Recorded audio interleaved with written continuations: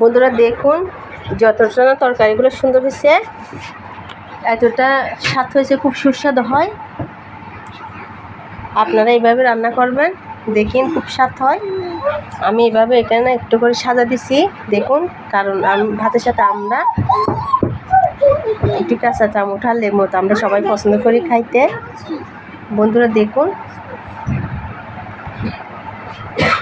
যদি ভালো লাগে শেয়ার দিন, কমেন্ট দিন। দেখেন আমি ভালো করে দেখাতেছি কি সুন্দর হয়েছে, কাঁঠালগুলো একটু ভাঙে নাই।